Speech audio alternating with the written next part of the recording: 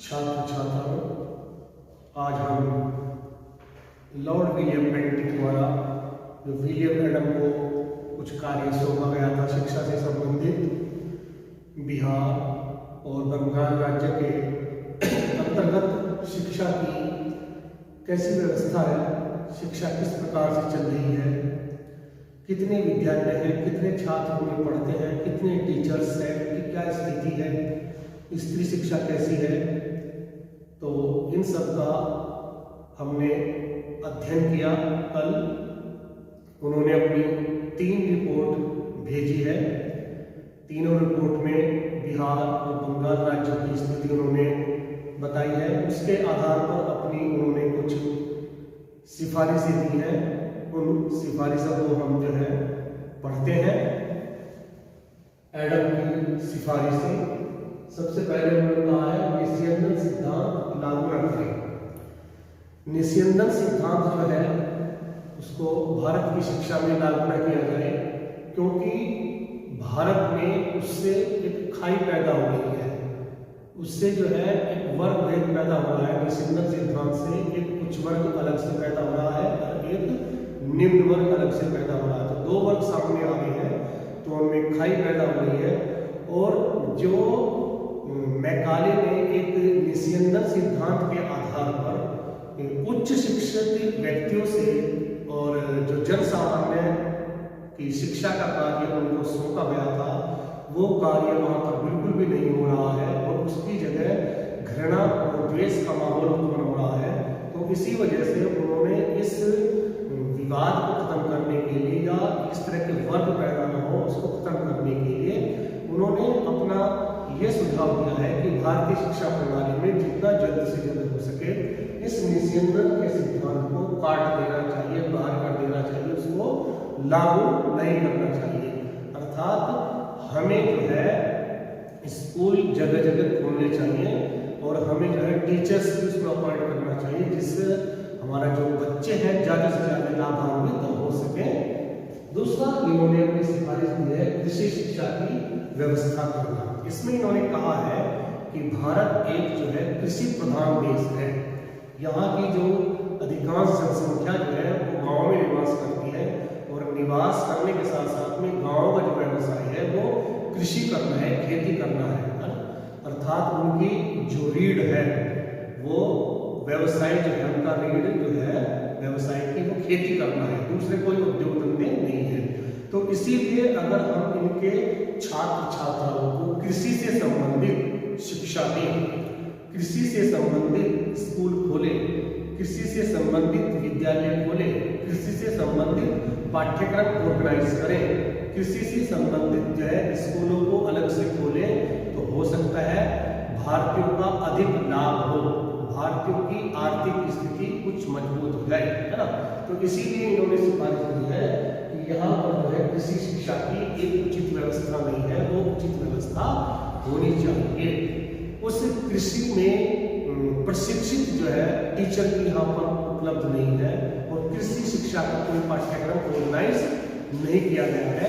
इसीलिए कृषि शिक्षा के लिए उचित कदम यहाँ पर उठाए जाने चाहिए। तीसरा इन्होंने जो अपनी रिकमेंडेशन दी है, ग्रामीण स्कूलों को कृषि योग्य भूमि देना। ग्रामीण स्कूल जो यहाँ पर खोले गए थे तो उनको कृषि योग्य भूमि देने की बात इन्होंने कही है। उससे क्या फायदा होगा? उससे 2 फायदे होंगे।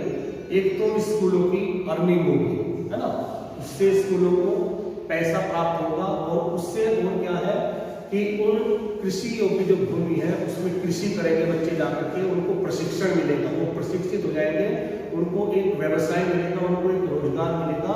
और जो यहाँ परंपरागत उनका एक व्यवसाय चला आ रहा है कृषि करना, उस कृषि में भी आधुनिकतम जो चीजें हैं, जो आधुनिकतम विषय है, आधुनिकतम जो यंत्र है, आधुनिकतम जो पाठ्यक्रम है, टीचिंग मेथड है, उससे उन्हें पढ़ने का मौका मिलेगा। तो इससे जो है 2 तरह का फायदा होगा। एक तो उनको प्रशिक्षित किया जा रहा है बच्चों को, हमारे स्कूलों का भी उद्धार होगा, बच्चों का भी उद्धार होगा और उससे एक अर्निंग भी होगी। जो खेती में कृषि होगी, फसलें होगी, उन फसलों से जो भी हमारा पैसा आएगा, जो उससे जो हमारे कृषि कृषि स्कूलों की जो है या हमारी जो है आर्थिक स्थिति जो है वो मजबूत बने। नेक्स्ट है इसमें देसी स्कूल चलते हैं। देखिए इन्होंने क्या कहा है, जैसे इन्होंने जांच की है कि जो देसी पाठशालाएं हैं, जैसे आपके संस्कृत के कुछ विद्यालय खोले हुए हैं, जैसे आपके अरबी फारसी के कुछ मदरसे खुले हुए हैं, या छोटी छोटी और संस्थाएं यहाँ पर खुली हुई हैं, वो भारत की शिक्षा की रीढ़ है, वो रीढ़ की हड्डी है। तो रीढ़ की हड्डी अगर मजबूत रहेगी तो सारा काम जो है बढ़िया चलेगा, है ना। तो इसीलिए जो देसी पाठशालाएं हैं वो यथावत चलते रहे, उनमें किसी भी किस्म का कोई भी फेरबदल नहीं करना चाहिए, उसमें कोई भी अमेंडमेंट परिवर्तन संशोधन नहीं करना चाहिए। अगर उसमें हम कोई छेड़छाड़ करेंगे तो हो सकता है जो भारतीय बच्चों को जो लाभ होना चाहिए था, प्राप्त होना चाहिए था लाभ, वो उचित रूप से उनको लाभ ना मिले। तो ये भी एक इन्होंने अपनी सिफारिश दी है। नेक्स्ट सिफारिश क्या दी है कि जन शिक्षा का जो आधार हो वो भारतीय हो। जन शिक्षा का जो आधार हो, यानी कि जन को जो हम शिक्षित कर रहे हैं वो भारतीय माहौल में ही या भारतीय वातावरण में उसको हमें तैयार करना है। भारतीय स्कूल, भारतीय संदर्भ हो, भारतीय पाठ्यक्रम हो, भारतीय टीचर्स हो, भारतीय ही साहित्य हो, भारतीय ही शिक्षण विद्या हो, सारा का सारा टोटल जो भी हमारा एक पढ़ने पढ़ाने का जो माहौल है उसमें जो हमारी भारतीय परंपराएं है, भारतीय भाषा है, भारतीय साहित्य है, भारतीय ज्ञान विज्ञान है, उसी का अध्ययन उसमें कराया जाना चाहिए। तो जन शिक्षा देते समय इस चीजों का ध्यान वहां पर उन्होंने रखने की बात की। नेक्स्ट इसमें आता है कि देसी स्कूलों को जो है वो आर्थिक सहायता दी जानी चाहिए। जो देसी स्कूल जो है यहाँ पर जितने भी हमारे देसी स्कूल खोले गए हैं, जैसे पाठशालाएं खोली गई है, अरबी और फारसी के स्कूल खोले गए हैं, या संस्कृत विद्यालय या महाविद्यालय भी खुले गए हैं यहाँ पर, तो उनको सरकार की तरफ से विशेष रूप से आर्थिक सहायता दे देनी चाहिए। उनकी समय समय पर आर्थिक मदद करनी चाहिए, उनके स्कूलों के मेंटेनेंस के लिए, उनके डेवलपमेंट के लिए। जैसे कुछ सालों के बाद में हमें स्कूलों की इमारतें होती हैं उनमें टूट जाती है, उनकी मरम्मत के लिए, उनमें वनवास करने के लिए, उनमें जो सामान उपलब्ध है वो भी उनमें सामान टूट जाता है, उसकी मरम्मत के लिए कुछ नया सामान लाने के लिए, है ना, कुछ पाठ्य पुस्तकों के लिए, कुछ टीचर्स की सैलरी के लिए, है ना, या और भी चीजें बहुत सारी होती है स्कूलों में। उन सब के मद में हमें आर्थिक मदद की जानी चाहिए, आर्थिक सहायता हमें करनी चाहिए। यानी कि सरकार की तरफ से इन देसी स्कूलों को, पाठशालाओं को, मदरसा मकतबों को इन्हें आर्थिक सहायता दी जानी चाहिए, जिससे अपना और अच्छी तरह से उसमें पढ़ने पढ़ाने का माहौल क्रिएट कर सके। नेक्स्ट इसमें आता है पाठ्य पुस्तकों को भारतीय व पाश्चात्य शिक्षा विदों द्वारा तैयार कराया जाना चाहिए। इन स्कूलों के अंतर्गत जितनी भी पाठ्य पुस्तकें रखी जाएंगी, जितनी भी पाठ्य पुस्तकों के माध्यम से बच्चों को पढ़ाया जाएगा, उनके लिए जो पाठ्य पुस्तकें तैयार की जाएंगी उनको दो तरीके से तैयार की जानी चाहिए। दो तरीके से मतलब दोनों शिक्षाविदों की सहायता से, एक तो भारतीय जो शिक्षाविद है और दूसरे जो पाश्चात्य ज्ञान विज्ञान के शिक्षाविद है। तो दोनों की सोच से, दोनों के विचारों से, दोनों के ज्ञान विज्ञान की या नॉलेज के माध्यम से उन पाठ्य पुस्तकों को तैयार कराया जाना चाहिए, जिससे जो है दोनों को उसका लाभ मिले, है ना। भारतीयों को भारतीय परंपरा, भारतीय साहित्य और पाश्चात्य ज्ञान विज्ञान दोनों का उसमें लाभ मिल सके और अपनी आर्थिक को उसमें अपनी उन्नति या प्रगति को कर सके। तो ये भी उन्होंने सिफारिश दी है। नेक्स्ट सिफारिश क्या दी है इन्होंने कि परीक्षाएं जो है निर्धारित समय पर, जब इन्होंने जांच की है तो वहां पर परीक्षा का जो माहौल है वो सही नहीं पाया गया, है ना। उसका कोई सिस्टम ही नहीं है कि कब परीक्षा लेनी चाहिए, 3 महीने बाद लेनी चाहिए, 6 महीने बाद लेनी चाहिए, 7 महीने बाद लेनी चाहिए। तो उसमें उन्होंने कहा कि इसका एक निर्धारित समय होना चाहिए। जैसे अर्धवार्षिक परीक्षा होती है हमारी, मान लिया दिसंबर में हो गई है, और फिर वार्षिक परीक्षा हमारी मार्च अप्रैल में होती है या मई जून में होती है ना। कोई एक निर्धारण उसका समय होना चाहिए, उसी समय पर फिर बच्चों की अर्धवार्षिक या वार्षिक परीक्षा ली जानी चाहिए। अध्यापकों के द्वारा एक विशेष जो पाठ्यक्रम बनाया गया है उस पाठ्यक्रम की समाप्ति के उपरांत ही उनकी अर्धवार्षिक परीक्षा और जो बचा हुआ पाठ्यक्रम है उसकी समाप्ति के बाद में फिर जो बचता है टाइम हमारा उसमें परीक्षाएं होनी चाहिए। और उसके लिए हर वर्ष जो है वो अर्धवार्षिक और वार्षिक परीक्षा का जो समय है वो एक विशेष टाइम जो है उसका निर्धारण किया जाना चाहिए। नेक्स्ट क्या है इसमें, शिक्षकों के वेतन बढ़े।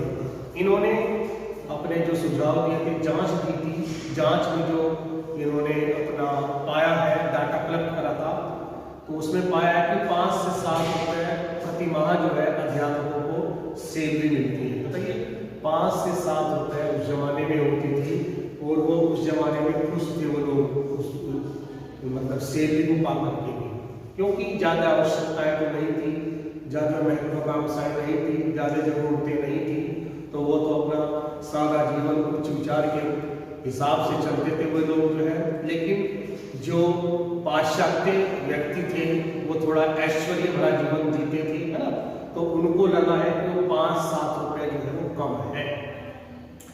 और वास्तव में कम तो थे ही वो।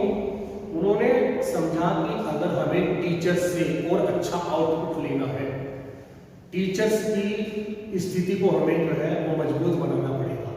उसकी आर्थिक स्थिति जो है सही नहीं है, उसके पास जो रहने के मकान है वो सही नहीं है, उनका जो खाने पीने का स्टैंडर्ड है या रहने का स्टैंडर्ड है, जो पहनने का कपड़े पहनने का जो स्टैंडर्ड है वो ज़्यादा ठीक नहीं है। तो हमें उनकी स्थिति मजबूत करनी है। टीचर्स की स्थिति अगर मजबूत होगी, उसका माइंड भी मस्तिष्क जो है अच्छा रहेगा, क्योंकि स्वस्थ जो व्यक्ति होता है, स्वस्थ शरीर में एक स्वस्थ मस्तिष्क जो है निवास करता है। तो इसी हिसाब से उन्होंने कहा है कि उनकी स्थिति को सुधारने के लिए टीचर्स की जो है वो सैलरी या वेतन जो है, वेतनमान जो है बढ़ाया जाना चाहिए। नेक्स्ट क्या बताया कि निरीक्षण है तो निरीक्षकों की नियुक्ति। देखिए, स्कूलों का एक रेगुलर टाइम पर निरीक्षण होना चाहिए और उसके लिए इन्होंने निरीक्षक जो है, जो डायरेक्टर कह सकते हैं उसको, या एक किस्म से हम सुपरवाइजर कह सकते हैं उसको, है? तो उसको यहाँ पर अपॉइंट करने की बात कही है कि उसको अपॉइंट करें और उसको ड्यूटी लगाए कि वो एक निरंतर जो है समय समय पर इन विद्यालयों में पहुंचे और पहुंच करके वहाँ की वस्तु स्थिति कलेक्ट करें कि कितने बच्चे वहाँ पर एडमिशन ले रहे हैं, जितने बच्चे वहाँ पर एडमिशन ले रहे हैं वो उतने वहाँ पर रुक भी रहे हैं या बीच में ही छोड़ करके चले जा रहे हैं। जितने बच्चे एक क्लास के अंतर्गत होते हैं वो सारे के सारे बच्चे एनुअल परीक्षा में जो पास हो रहे हैं या नहीं हो रहे हैं, कुछ फेल हो रहे हैं। ये सारा का सारा जो डाटा है वो हमें कलेक्ट करना चाहिए। और उसमें और चीज़ें भी हो सकती हैं कि जितने भी हमारे यहाँ प्रशिक्षित टीचर हैं, जितने प्रशिक्षित टीचर हैं उनकी संख्या अलग अलग निकालनी चाहिए, है ना। उनकी सैलरी कितनी है, वो कहाँ से आते हैं, वो वहाँ की टीचिंग मेथड कैसा है, वहाँ शिक्षण विद्या कैसी है, वहाँ का सिलेबस कैसा है, पाठ्यक्रम कैसा है, और वहाँ की जो बिल्डिंग है वो किस तरह की है, कमरे जो है वो मानकों के अनुसार बने हैं नहीं बने, हवादार है, रोशनीदार है या नहीं है। तो इन सब चीज़ों को एक निरीक्षक करता जो है वो अपने रेगुलर फॉर्म में आकर के उन स्कूलों में जांच करेगा और जांच करने के बाद में उसकी एक अच्छी रिपोर्ट जो है, जो भी स्थिति है वस्तु स्थिति, उसकी रिपोर्ट को तैयार करेगा। नेक्स्ट उन्होंने कहा है कि अध्यापक प्रशिक्षण भी होना चाहिए। उन्होंने देखा है कि ऑलमोस्ट जो टीचर है वहां पर लगे हुए हैं वो सारे के सारे अप्रशिक्षित ही हैं। अप्रशिक्षित यानी को अनट्रेन्ड है। एक जो जैसे आपका बीटीसी होता है, जैसे आपका बीएड है, एमएड है, पीएचडी है आपकी या एमफिल है आपकी, ये सब क्या है, ये हमारी जो है टीचर्स के लिए प्रशिक्षण है। यहाँ इसमें हमें टीचर की एबिलिटी जो होती है, टीचर की जो स्किल्स होते हैं, टीचर का जो मेथड होता है, टीचर की जो टेक्निक्स होती हैं, टीचर की जो टैक्टिक्स होती हैं, वो अपने पाठ्यक्रम को किस प्रकार से बच्चों तक पहुंचाए ताकि बच्चों के समझ में एक इजीली आ जाए, है ना। ये सब चीजें प्रशिक्षण में सिखाई जाती हैं। तो वो देख रहे हैं वहां पर कि इस तरह का माहौल यहाँ पर भारत में नहीं है। तो उन्होंने कहा है इसके लिए कि एक साल में जो है ना, प्रति एक साल में जो है 3-3 महीने प्रशिक्षण दिया जाए। एक नॉर्मल स्कूल इसके लिए खोलने की बात नहीं है, उन नॉर्मल स्कूलों में विशेष रूप से 3-3 महीने का जो है प्रशिक्षण दिया जाना चाहिए। तो इस प्रकार से 4 साल में पूरा 1 साल का प्रशिक्षण जो है इनके लिए उपलब्ध हो जाएगा, और वो 1 साल का जो प्रशिक्षण होगा वो एक पर्याप्त होगा, सफिशिएंट होगा, और उससे वो एक अच्छा रिजल्ट जो है दे सकेंगे और बच्चों को एक अच्छा ज्ञान वो दे सकते हैं। तो उन्होंने ये कहा है कि ये सारे के सारे सुझाव जो है जो मैं दे रहा हूँ, ये जो मेरी योजना है जो है, इससे पहले जो है शुरुआती दौर पर कुछ जगह पर इसको चलाना चाहिए, और जो महत्वपूर्ण जो जिले हैं हमारे उनमें चलाने की कोशिश करनी चाहिए। अगर इसमें हमें सफलता मिल जाती है फिर तो और जो जिले हमारे बचते हैं उन जिलों में भी इस योजना को शुरू कर देना चाहिए। तो इस तरह से उन्होंने ये अपने सुझाव दिए हैं। अब हम जो इन्होंने अपनी सिफारिशें दी हैं, जो इन्होंने अपनी जांच की थी, डाटा कलेक्शन किया था, उसके उपरांत जो है एक चीज निकल करके आती है विद्वानों के द्वारा कि इसका कुछ मूल्यांकन भी कर लेना चाहिए, इसका एक इवैल्यूएशन भी कर लेना चाहिए। तो इवैल्यूएशन में इसमें कुछ जो लाभदायक बिंदु आते हैं वो लाभदायक बिंदु बढ़ेंगे, और जो इसमें हमें कमियां दिख रही हैं उन कमियों के ऊपर भी हम कुछ अपने विचार प्रस्तुत करेंगे।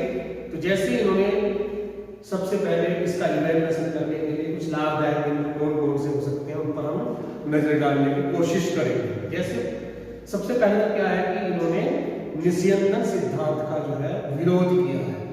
तो ये एक अच्छी बात है कि इन्होंने निस्यंदन सिद्धांत लागू न करने की बात कही है ना। तो इससे एक विवाद का तो समापन हो जाएगा, एक जो वर्ग विभेद समाज में पैदा हो रहा है वो वर्ग विभेद भी खत्म हो जाएगा। जो खाई उत्पन्न हो रही है, जो दो विचारों के लोग पैदा हो रहे हैं वहां पर, वो तो कम से कम खत्म हो ही जाएंगे। कृषि शिक्षा की बात कही है, या ग्रामीण स्कूलों में या किसी योग्य भूमि देने की इन्होंने बात कही है, वो तक तो ठीक है, लेकिन उसका एक फॉर्मेट भी इन्होंने बनाया है कि वो कृषि जो है, कृषि भूमि जो है कौन देगा, उसकी जिम्मेदारी किसके ऊपर होगी, सरकार जो है कहाँ से उसको वो देगी। सरकार तो वैसे ही धन संपत्ति के लिए रो रही है, उसके पास आर्थिक संसाधन इतने नहीं है। तो ये उन्होंने इसमें एक हम अपूर्ण बात में ले सकते हैं इसको, या उसको हम दोष में ले सकते हैं, लेकिन अभी हम लाभदायक बिंदु मिल रहे हैं उसके ऊपर हम चर्चा करेंगे। दूसरे ने बताया कि भारतीय को भारतीय आधार पर ही, जैसे मैंने बताया ना कि ये जन शिक्षा का आधार भारतीय हो, यानी कि जो भारत में हम शिक्षा दे रहे हैं वो भारतीय भाषाओं के द्वारा, भारतीय वातावरण में, भारतीय साहित्य, भारतीय टीचिंग मेथड के माध्यम से दी जानी चाहिए। अगर हम ऐसा करेंगे तो हमारे बच्चे जो है उसको अच्छी तरह से प्राप्त कर सकते हैं शिक्षा को, और अदरवाइज अगर हम उनके ऊपर जबरदस्ती ज्ञान, पाश्चात्य ज्ञान विज्ञान थोपेंगे, पाश्चात्य भाषाई सौंपेंगे, तो उसमें वो अपनी शिक्षा को अच्छी तरह से नहीं ले सकते। तीसरा इसमें क्या है कि इन्होंने देसी स्कूलों की दशा सुधारने की बात की है, और देसी जो स्कूल है जैसे पाठशाला है, संस्कृत विद्यालय है, अरबी फारसी भाषा के मकतब और मदरसे हैं, उनकी स्थिति सुधारने की जो बात कही है तो वो भी एक अच्छी बात लगी है यहाँ पर। क्योंकि अगर उनकी स्थिति नहीं सुधरेगी, उनके जो भवन है वो अच्छी तरह से नहीं बने होंगे, हवादार नहीं होंगे, रोशनीदार नहीं होंगे, और वहाँ पर आर्थिक सहायता को एक रेगुलर फॉर्म में नहीं मिलेगी, तो हो सकता है वो जो बिल्डिंग है वो आने वाले समय में जर्जर होकर के वो गिर भी सकती है। फिर दूसरी बात, इन्होंने टीचर्स की सैलरी की बढ़ाने की बात की है, तो ये एक अच्छी बात है। उससे जो है टीचर का जो है एक जीवन स्तर जो है ऊंचा उठेगा, और उसका रहन सहन, खान पीन जो है उसका, वो सब चीज़ें उसमें मजबूती आएंगी, वो स्तर जो है उसका ऊपर उठेगा। तो ये भी एक अच्छी बात इन्होंने यहाँ पर बताई है। तो ये हम लाभदायक बिंदु यहाँ पर हम गिन सकते हैं। लेकिन दूसरा जो हम दोष लेंगे, दोष अगर हम निकालने की कोशिश करेंगे, तो इसमें इन्होंने विद्वानों ने कहा कि ये अपूर्ण योजना है, ये इनकम्प्लीट प्लान है, क्योंकि इसका कोई फॉर्मेट तैयार नहीं है, कोई खाली सुझाव दे रखे हैं। इसका फॉर्मेट की आउटलाइन जो है इसकी तैयार होनी चाहिए थी कि कौन कौन सब्जेक्ट, कौन कौन समझेगा, किस तरह से कार्य होगा, तो उसके बारे में ये इन्होंने बताया कि अपूर्ण योजना है। अपूर्ण योजना में तथ्य ये दिया है कि उन्होंने सर्वेक्षण जो है वो पूरा नहीं किया है। जो सर्वे का काम इनको दिया गया था तो पूरे बंगाल और बिहार का जो है वो इन्होंने नहीं किया है, कुछ ही जिलों का इन्होंने सर्वेक्षण किया है और उसी के आधार पर इन्होंने अपने सैंपल तैयार किया और उस सैंपल के आधार पर अपने इन्होंने सुझाव दिए हैं। दूसरा इन्होंने कहा है कि जो इन्होंने अपनी भारतीय शिक्षा की बात करी है कि भारतीय शिक्षा ऐसी होनी चाहिए, ऐसा होना चाहिए, उसके लिए कोई उद्देश्य स्पष्ट नहीं किए हैं। कुछ उद्देश्य स्पष्ट होने चाहिए थे, ऑब्जेक्टिव कुछ हमारे क्लियर होने चाहिए थे। ऑब्जेक्टिव कोई गेन करने के लिए, ऑब्जेक्टिव कोई प्राप्त करने के लिए ही हमारा पाठ्यक्रम निर्धारित होता है कि टीचर्स अपनी टीचिंग मेथड को उसी के आधार पर निर्धारित करता है कि उसी तरह का हमारी टेक्निक्स तैयार होती है, तो वो सब चीजें वहां पर इनकम्प्लीट फॉर्म में ही पाई गई है। नेक्स्ट इन्होंने कहा कि ग्रामीण स्कूलों को कृषि योग्य भूमि जो है वो देने का बात कही है, लेकिन वह बात जो अस्पष्ट है, क्योंकि कृषि योग्य भूमि जो है कौन देगा, कहां से देगा, वो इसके लिए कोई आउटलाइन या फॉर्मेट इन्होंने तैयार नहीं किया है। तो इस प्रकार से ये जो चीज है वो इनकम्प्लीट उसी में ही फॉर्म में आएगी। तो हमने थोड़ा सा ये इसका मूल्यांकन किया है, अपनी योजना देखी है, कुछ लाभदायक देखे हैं, लेकिन इस आधार पर जो है हम कह सकते हैं कि एडम की जो रिपोर्ट थी उसने एक वास्तविक आईना जो है समाज के सामने प्रस्तुत किया है, या ब्रिटिश संसद के सामने प्रस्तुत किया है, या ईस्ट इंडिया कंपनी के सामने प्रस्तुत किया है, जो एक वास्तविक जो आईना होता है। लेकिन उसके आधार पर जो है उन्होंने जो वहां के उस टाइम वो थे गवर्नर जनरल जो थे, उन्होंने लॉर्ड ऑकलैंड जो थे, उन्होंने इसको भी पढ़ा है, फिर आपके जो मैकाले का जो विवरण पत्र था उसको भी पढ़ा है, इसकी जो एडम की तीनों रिपोर्टों थी उसको भी पढ़ा है, सुझावों को पढ़ा है, और उसके आधार पर फिर इन्होंने कोई निष्कर्ष निकाला है। तो निष्कर्ष रूप में यही कहा जा सकता है कि एडम की जो योजना है वो इनकम्प्लीट है, या हम सीमित साधनों के अंतर्गत उसको नहीं चला सकते हैं, तो इसीलिए हम उसको अस्वीकार करते हैं। और निस्यंदन का जो सिद्धांत है या लॉर्ड मैकाले की जो शिक्षा नीति है उसे हम जो लागू चल ही रही है वो उसको हम आगे चलाने का निर्णय लेते हैं। तो इस प्रकार से एक चीज हमारे सामने आई है कि एडम की जो सिफारिशें थी वो एक बहुत अच्छी सिफारिश दी गई थी, भारतीय के हितों में वो काम करना चाहते थे, लेकिन जो गवर्नर जनरल थे उनको वो उनकी रिपोर्टें जो अच्छी नहीं लगी, उनको रास नहीं आई, वो भाई नहीं है, और उन्होंने जो थी उसको अस्वीकार कर दिया है। और लॉर्ड मैकाले का जो विवरण पत्र था उसके जो रिकमेंडेशन थी उसमें निषेधन सिद्धांत भी आता है आपका, उसको उन्होंने लागू करने का निर्णय लिया है। तो आइए स्टूडेंट्स, आज के लिए इतना काफी।